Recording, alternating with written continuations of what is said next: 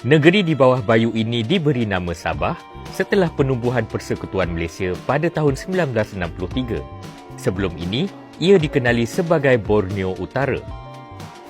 Namun, ramai berpendapat ia sudah dikenali sebagai Sabah sebelum Borneo Utara ditubuhkan pada tahun 1879.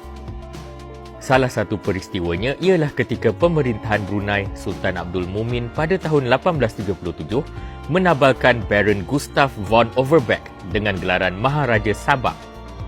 Pada ketika itu, masyarakat Melayu menggunakan tulisan Jawi yang berbunyi Sabah, tetapi ejaan ditulis oleh pihak Inggeris pula ialah Sabah.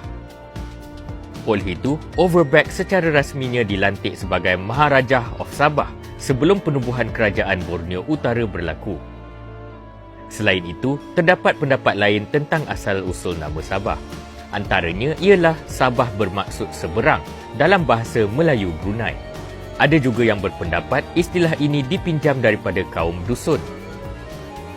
Ada juga yang berkata ia adalah daripada negeri kuno kaum Sabah atau Sheba yang menjadi salah satu kerajaan yang disebut dalam Al-Quran. Akan tetapi, pengkaji sejarah Alan R. Maxwell berkata, nama Sabah merujuk kepada kedudukan kawasannya dengan Brunei. Menurutnya, Sabah bermakna terletak di hulu sungai berdasarkan bahasa orang Kedayan Brunei yang juga merupakan suku etnik terbesar masyarakat Brunei.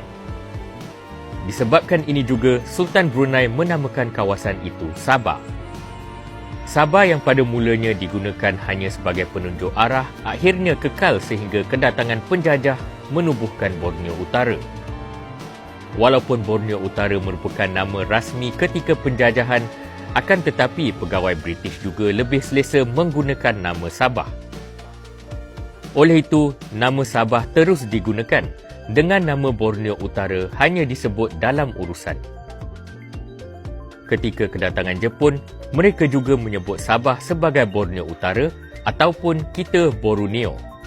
Akan tetapi, penduduk setempat terus mengekalkan nama lama walaupun pemerintah ketika itu mahu memadamkannya. Setelah bergabung di bawah Persekutuan Malaysia, nama negeri ini kembali menjadi Sabah dan diterima baik warganya.